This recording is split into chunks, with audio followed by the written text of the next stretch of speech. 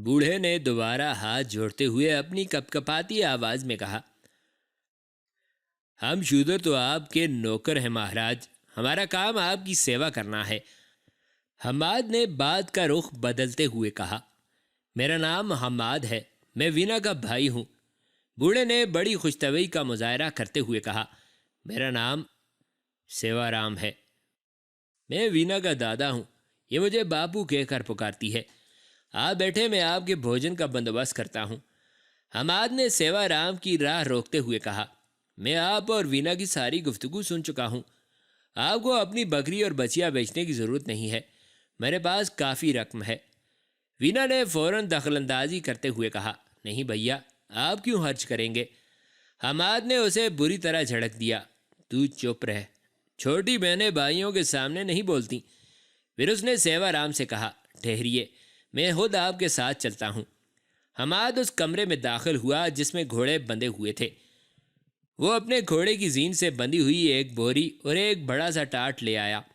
سیوا رام نے بڑی شفقت سے پوچھا، اس بوری اور ٹاٹ میں کیا لاؤ گے؟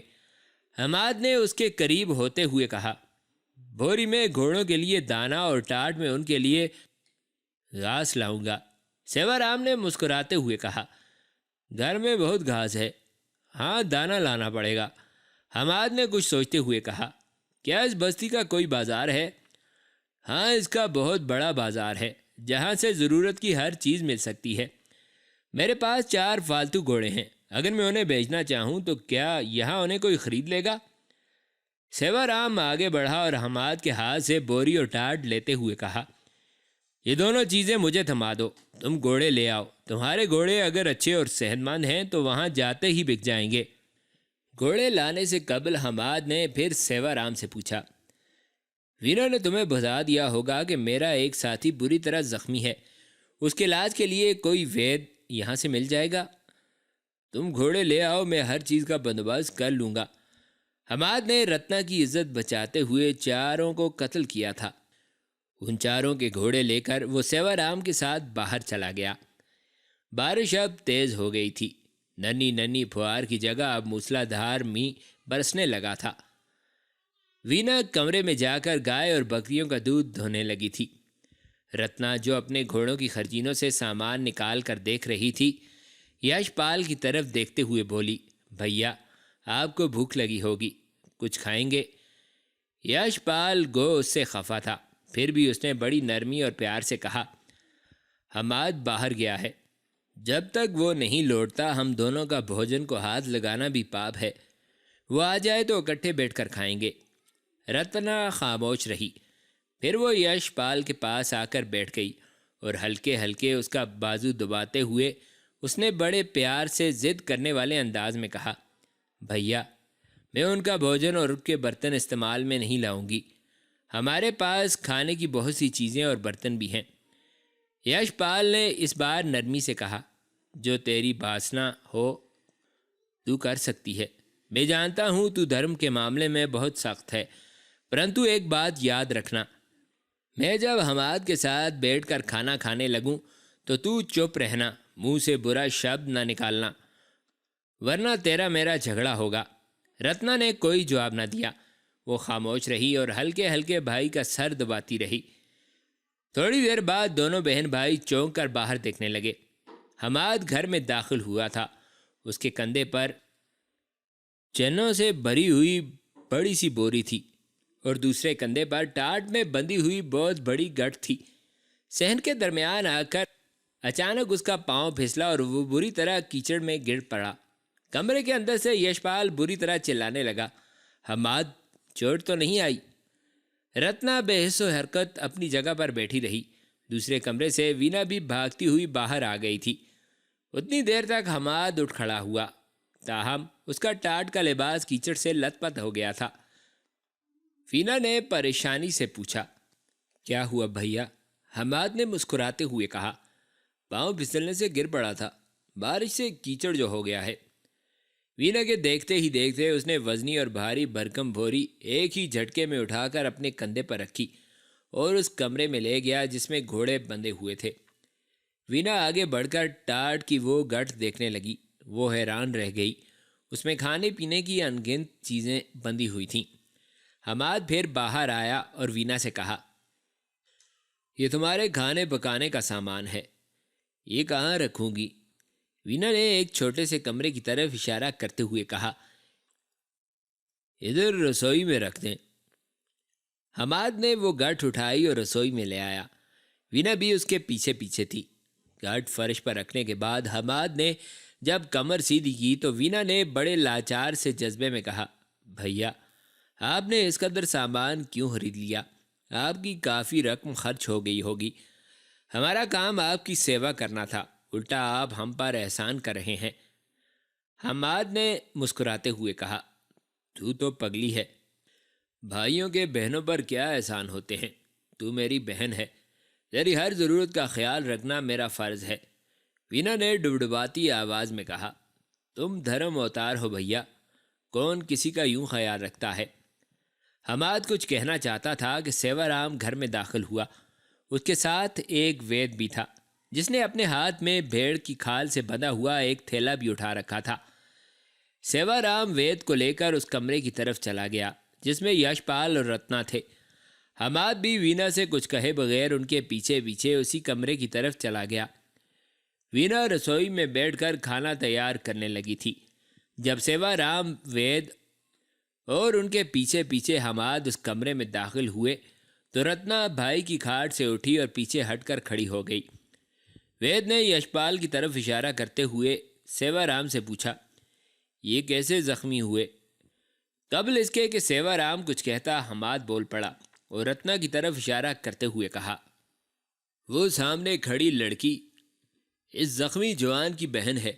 ان کی جان پہچان کے کچھ لوگوں نے ان سے اس لڑکی کا رشتہ مانگا، انہوں نے انکار کر دیا، جس کی بنا پر وہ ان کے دشمن ہو گئے۔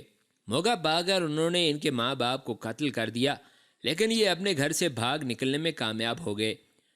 پر انہوں نے ان کا تعاقب کیا اور اس نوجوان کو زخمی کر کے اس کی بہن کو اٹھا لیا۔ اتفاق سے میرا وہاں سے گزر ہوا، میں نے اس زخمی یشپال کی مدد کی اور اس کے دشمنوں سے لڑ کر اس کی بہن کو تباہ ہونے سے بچا لیا۔ بس اتنی سی داستان ہے ان کی۔ وید نے حیرت سے حماد کی طرف دیکھا، پھر اس کی آنکھیں چمک اٹھیں اور اس نے خوشی کا اظہار کرتے ہوئے کہا، اگر میں غلطی پر نہیں تو آپ مسلمان ہیں۔ حماد نے بڑی انکساری سے کہا، آپ کا اندازہ درست ہے، میں مسلمان ہوں۔ وید نے مصافحہ کے لیے حماد کی طرف ہاتھ بڑھاتے ہوئے کہا، السلام علیکم۔ حماد نے بڑی حیرت سے وید کی طرف دیکھتے ہوئے اپنا ہاتھ مصافحہ کے لیے اس کے ہاتھ میں دے دیا۔ قبل اس کے دونوں میں سے کوئی کچھ اور کہتا، پاس کھڑے سیوا رام نے حماد سے کہا، اپنے وید جی بھی مسلمان ہیں، ان کا نام ابو بکر ہے۔ حماد نے ایک بار پھر بڑی گرم جوشی سے ابو بکر کے ساتھ مصافحہ کیا اور یش پال کو دیکھنے کے لیے کہا۔ ابو بکر آگے بڑھا، رتنا کو اس نے ایک طرف ہٹ جانے کو کہا۔ پھر اس نے یشپال کے زخموں کی پٹیاں کھول دیں اور حماد کی طرف دیکھتے ہوئے کہا، اگر میں غلطی پر نہیں تو یہ پٹیاں آپ نے باندھی ہیں، کیونکہ جراحی اور مرم پٹی کا یہ طریقہ مسلمانوں کا ہے۔ جواب میں حماد نے مسکراتے ہوئے اس بات میں گردن ہلا دی۔ ابو بکر نے پانی منگوا کر سارے زخموں کو اچھی طرح دھویا، پھر زخموں پر 2 مختلف رنگوں کے سفوف چھڑک کر انہیں خشک کیا۔ اس کے بعد سارے زخموں کو مرم سے خوب بھر کر پٹیاں باندھ دیں۔ پھر اس نے اپنا سامان اپنے تھیلے میں رکھنے کے بعد یشپال کا شانہ تھپتھپاتے ہوئے کہا، میرے اللہ نے چاہا تو تھوڑی ہی دیر بعد آپ کے زخموں کی ٹیسیں ختم ہو جائیں گی اور آپ سکون کی نیند سو سکیں گے۔ میں اب جاتا ہوں، کل پھر حاضر ہوں گا۔ حماد نے اپنے لباس کے اندر سے چند سکے نکالے اور ابو بکر کی طرف بڑھاتے ہوئے کہا، یہ رکھ لیں ابو بکر۔ ابو بکر نے انکار کرتے ہوئے کہا، میرے پاس اللہ کا دیا ہوا بہت کچھ ہے، مجھے ان کی ضرورت نہیں۔ اس دیس میں تم اجنبی ہو، تمہاری ضرورت مجھ سے اہم ہے، یہ میں نہیں لوں گا۔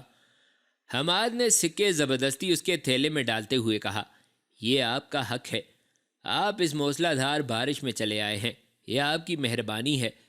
ابو بکر اٹھا اور حماد کا ہاتھ پکڑ کر کسی قدر دباتے ہوئے کہنے لگا، آپ میرے ساتھ آئیے، باہر اندھیرا ہونے لگا ہے۔ دوسرا، میں آپ کو ان کے متعلق احتیاطی تدابیر بتا دوں گا۔ باہر گلی میں آ کر ابو بکر نے پھر حماد کا ہاتھ تھام لیا اور سرگوشی کے انداز میں پوچھا، آپ کہاں سے آئے ہیں؟ حماد نے بڑی انکساری سے کہا، میں نیشا پور سے آیا ہوں۔ ابو بکر نے چونک کر پوچھا، یہاں آنے کا مقصد؟ حماد نے بات کو گول اور مختصر کرتے ہوئے کہا، میں تجارت کے سلسلے میں اکثر یہاں آتا رہتا ہوں۔ اب کی بار میری منزل دریائے سرسوتی کے کنارے قصبہ بھیم سین ہے۔ وہاں میں ایک سوداگر بدری ناتھ کے ہاں ملازمت کروں گا۔ وہ میری جان پہچان کا آدمی ہے اور مجھ پر اس کا اعتماد اور اعتبار ہے۔ ابو بکر نے تیز نگاہوں سے حماد کی طرف دیکھتے ہوئے کہا، تمہاری نگاہوں کی گہرائی اور رکابی پن، تمہارے جسم کا تناؤ اور تمہارے چہرے کے تاثرات اس بات کا پتہ دیتے ہیں کہ تم تجارت کے لیے نہیں پیدا ہوئے۔ اگر میں غلطی پر نہیں تو قدرت کسی اہم کام کے لیے تمہارا انتخاب کر چکی ہے، اور اس کام میں یقیناً میری ملت اور میرے مذہب کی بہتری اور آسودگی پنہاں ہے۔ حماد نے کوئی جواب نہ دیا اور وہ خاموش رہا۔ ابو بکر نے پھر بولتے ہوئے کہا، میں یہ نہیں چاہتا تم مجھ پر کوئی راز افشاں کرو۔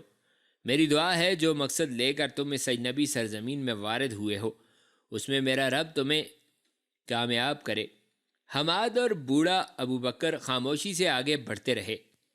تھوڑی دور جا کر ابو بکر نے پھر سرگوشی میں حماد کو مخاطب کرتے ہوئے کہا، میری ملت کے باجرود فرزند، عمر و تجربے میں تم سے بڑا ہونے کے ناطے میں تم سے ایک نصیحت کرتا ہوں، سنو۔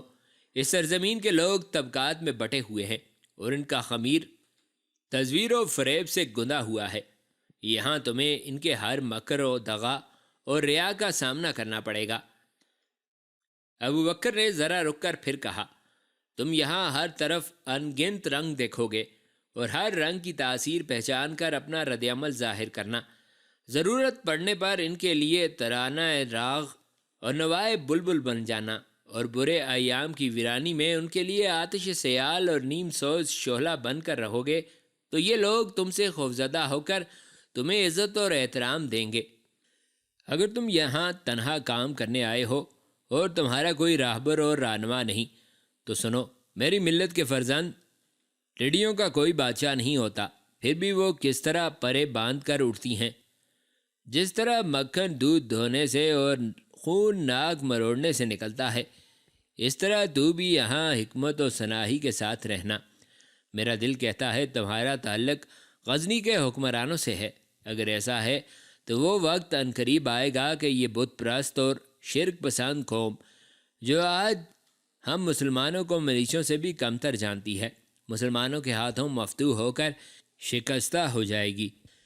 ابو بکر ایک جگہ رک گیا اور اپنے سامنے ایک دروازے کی طرف اشارہ کرتے ہوئے کہا، یہ میرا گھر ہے، آؤ آج کی رات میرے ساتھ بیٹھ کر کھانا کھاؤ، میں تم سے بہت کچھ کہنا اور سننا پسند کروں گا۔ حماد نے منت کے انداز میں کہا، مجھے اب جانے دیجیے، ورنہ وہ میرے متعلق مشکوک ہو جائیں گے، اس لیے کہ قصبہ بھیم سین میں جس بدری ناتھ کے ہاں مجھے جانا ہے، وہ دونوں اس کے بھانجا اور بھانجی ہیں، اور وہ بھی اس کے پاس جا رہے ہیں۔ آپ کی بتائی ہوئی نصیحت کے مطابق مجھے اس سرزمین میں محتاط رہنا ہوگا۔ دونوں نے ایک دوسرے سے مصافحہ کیا اور بارش و تاریکی میں وہ دونوں ایک دوسرے سے جدا ہو گئے۔ ابو بکر اپنے گھر کے دروازے پر کھڑا ہو کر دور جاتے ہوئے حماد کو دیکھتا رہا۔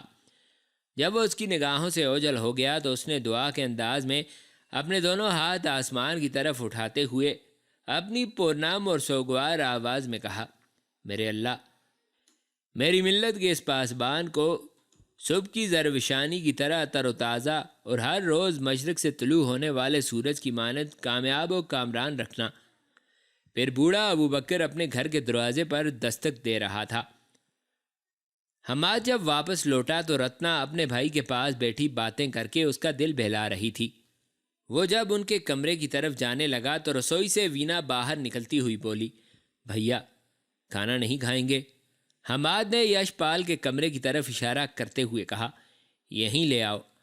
حماد نے ادھر ادھر دیکھا، شاید وہ سیوا رام کو دیکھ رہا تھا، پر وہ رسوئی میں وینا کے پاس بیٹھا ہوا تھا۔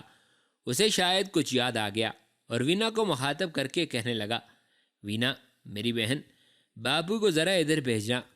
خود وہ اس کمرے میں داخل ہو گیا جس کے اندر اس کے گھوڑے بندھے ہوئے تھے۔ تھوڑی دیر بعد سیوا رام بھی اس کمرے میں داخل ہوتے ہوئے بولا، کوئی کام ہے آپ کو؟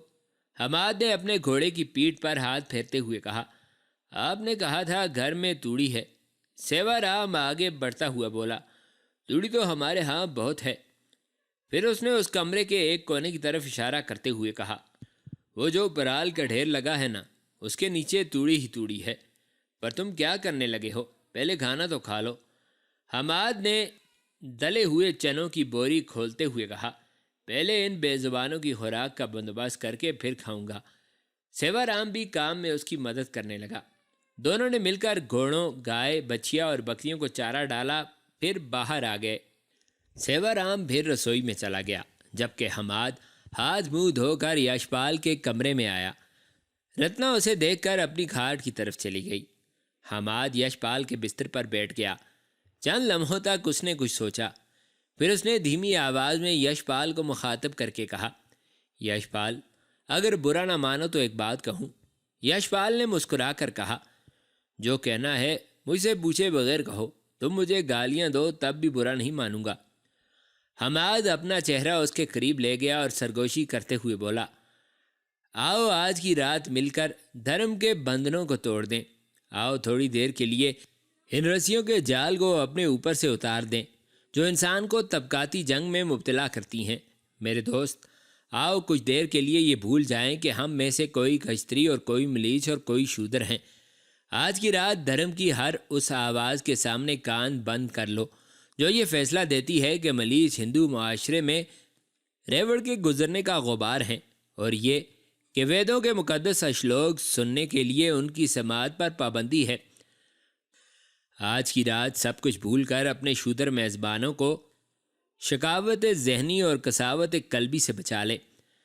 حماد نے اور زیادہ یشپال پر جھکتے ہوئے کہا، کیا اس معاملے میں تم میرا ساتھ دینے کو تیار ہو؟ یشپال نے خوش دلی سے مسکراتے ہوئے کہا، تم دھرماتما اور صبح کی روشنی جیسے صاف پوتر ہو۔ تمہاری باتیں اور بچار شہد کے چھتے کی طرح شیریں اور زندگی بخش ہیں۔ پھر یشپال نے حماد کے کان کے قریب منہ لے جاتے ہوئے اپنی خشکن آواز میں کہا، حماد، میں اپنے ماموں بدری ناتھ کے ہاں اکثر آتا رہا ہوں۔ ان کا مسلمانوں سے کافی لین دین ہے۔ وہاں مجھے مسلمانوں سے باتیں کرنے اور تمہارے مذہب کے متعلق بہت کچھ جاننے کے کافی مواقع ملے ہیں۔ میں تم سے وعدہ کرتا ہوں، آج کے بعد میں ذات پات کے خلاف آواز اٹھاؤں گا۔ مجھے تمہارے مذہب کا یہ فرمان بے حد پسند ہے کہ سب انسان ایک جیسے ہیں۔ اللہ کے ہاں قابل عزت وہی ہے جو پرہیزگار ہے۔ سنو حماد، میں نے تمہارے رسول کے وہ سنہری الفاظ بھی پڑھے ہیں جو انہوں نے حجۃ الوداع کے موقع پر کہے تھے۔ میرا دل کہتا ہے عنقریب وہ وقت آئے گا جب میں اور تم ہاتھ میں ہاتھ ڈال کر ایک ہی راستے پر چلتے ہوئے ایک ہی۔ نہ جانے یشپال کیوں چپ ہو گیا، پھر بات کا رخ بدل کر اس نے کہا، میرا ایمان ہے جس منش کا من ایشور میں گڑا ہے وہی یوگ میں پروین ہے، اسے ہی جنم مرن کے ساگر کے اس پار جانے کا موقع ملتا ہے۔ حماد اور یشپال آپس میں باتیں کر رہے تھے اور دوسری چارپائی پر رتنا دم برید سانپ کی طرح کرودھ اور غصے میں بل کھا رہی تھی۔ اتنے میں وینا اندر آئی۔ اس کے ہاتھ میں ایک بہت بڑا تھال تھا جس کے اندر بڑے بڑے پتے بچھائے گئے تھے جن پر سبزی اور روٹیاں رکھی گئی تھیں۔ وینا نے وہ تھال حماد کے سامنے یشپال کی چارپائی پر رکھتے ہوئے کہا، حماد بھائی، یہ آپ تینوں کا کھانا ہے۔ پھر اس نے بڑی ہمدردی سے کہا، بھیا، آپ کے کپڑے بھیگے ہوئے اور کیچڑ سے لتھڑے ہوئے ہیں، انہیں اتار کر دوسرے پہن لیجئے۔ اگر تمہارے پاس دوسرے کپڑے نہیں تو میں باپو کے فالتو کپڑے آپ کو لا دوں۔ حماد کھڑا ہوتا ہوا بولا، تم پانی لاؤ، میں کپڑے بدل کر آتا ہوں۔ حماد اٹھ کر اس کمرے میں چلا گیا جس میں گھوڑے بندھے ہوئے تھے۔ تھوڑی دیر بعد وہ کپڑے بدل کر لوٹا۔ اس نے ٹاٹ کا نیا لباس پہن لیا تھا۔ وینا ابھی تک وہیں کھڑی تھی۔ حماد کو دیکھتے ہی اس نے دکھ سے پوچھا، حماد بھائی، آپ ٹاٹ کا لباس کیوں پہنتے ہیں؟ کیا آپ کے پاس سوت کے کپڑے نہیں؟ حماد نے مسکراتے ہوئے کہا، بس یہ سمجھ لو میرے جسم کو کوئی اور کپڑے اچھے ہی نہیں لگتے۔ پر تم ابھی تک یہیں کھڑی ہو، پانی نہیں لائی ہو؟ وینا نے اداس آواز میں کہا۔ بھیا تمہارے پاس کوئی برتن ہو تو لے آؤ۔ حماد نے پریشان ہو کر پوچھا، کیا تمہارے پاس برتن نہیں ہے؟ برتن تو بہت ہیں بھیا، میں نے سوچا شاید آپ لوگ ہمارے برتنوں میں کھانا پینا پسند نہ کریں، اسی لیے میں پتوں پر کھانا رکھ کر لائی ہوں۔ حماد نے کھانے کا تھال اٹھا کر وینا کو تھماتے ہوئے کہا، یہ بھی واپس لے جاؤ اور ہر چیز اپنے برتنوں میں ڈال کر لاؤ۔ تم میری بہن ہو اور اس سے بڑھ کر قریبی رشتہ اور کون سا ہو سکتا ہے؟ وینا چلی گئی۔ تھوڑی دیر بعد وہ لوٹی۔ اس بار اس نے تھال کے اندر کھانے کے برتن لگا رکھے تھے اور پانی کا برتن بھی لے کر آئی تھی۔ سب چیزیں وہ حماد کے سامنے رکھ کر باہر نکل گئی۔ حماد رتنا کو مخاطب کیے بغیر خود بھی کھانے لگا اور یش پال کو بھی کھانا کھلانے لگا۔ رتنا نے اپنے گھوڑے کی خرچین سے اپنے کھانے کا سامان نکالا، انہیں سونے چاندی کے برتنوں میں سجا کر پانی کا مشکیزہ اپنے سامنے رکھ کر وہ بھی کھانا کھانے لگی تھی۔ وینا ایک بار پھر کمرے میں آئی اور کھانے کے خالی برتن اٹھاتے ہوئے اس نے حماد سے پوچھا، آپ کی کھاٹ بھی اسی کمرے میں لگا دوں؟ حماد کھڑا ہوتا ہوا بولا، نہیں، میں اس کمرے میں سوؤں گا جس میں گھوڑے بندھے ہوئے ہیں، اور سنو، تم میرے لیے کھاٹ اور بستر بھی مت لانا، وہاں اپنے سونے اور آرام کا پورا بندوبست کر آیا ہوں۔ وینا نے پریشان ہو کر پوچھا، وہاں آپ نے کیا بندوبست کر لیا ہے؟ وہاں تو نہ کھاٹ ہے نہ بستر، پھر آپ کہاں سوئیں گے؟ حماد نے ہلکا سا مسکراتے ہوئے کہا، وہاں سب کچھ ہے، میرے پاس اپنا بستر ہے اور وہاں کمرے میں پرال کا بہت بڑا ڈھیر لگا ہوا ہے، میں نے سارا برال فرش پر بچھا کر اس کے اوپر اپنا بستر لگا دیا ہے، اب مجھے نہ کھاٹ کی ضرورت ہے اور نہ ہی بستر کی۔ وینا نے منہ بسورتے ہوئے کہا، نہیں بھیا، میں آپ کو پرال پر نہیں سونے دوں گی، میں اسی کمرے میں آپ کی کھاٹ بستر بھی لگاتی ہوں، اور پھر رات کے وقت آپ کو اپنے زخمی ساتھی کا بھی تو خیال رکھنا ہوگا۔ حماد نے وینا کے سر پر پیار سے ہاتھ رکھتے ہوئے کہا، میرے ساتھی کی تم فکر نہ کرو، اس کے پاس اس کی بہن ہے، وہ رات کے وقت اس کا خیال رکھے گی، اور پھر یہاں کے وید کی مرہم پٹی نے اس کے زخموں کے درد کو زائل کر دیا ہے، رات کے وقت اسے زیادہ سے زیادہ پانی کی ضرورت پیش آئے گی، اس لیے رتنا یہی ہے اور اس کے پاس پانی کا مشکیزہ بھی ہے، اس کے باوجود اگر یہ میری ضرورت محسوس کریں گے تو مجھے ساتھ والے کمرے سے بیدار کر سکتے ہیں۔ یش پال نے بھی کچھ کہنا چاہا، لیکن حماد نے اسے اشارے سے خاموش رہنے کی تلقین کر دی اور وہ کہتے کہتے رک گیا۔ وینا نے دھمکی دیتے ہوئے کہا، اگر آپ برال پر سوئیں گے تو میں باپو سے شکایت کر دوں گی۔ حماد نے منت کے انداز میں کہا، کیا اچھی بہنیں بھائیوں کی شکایت کیا کرتی ہیں؟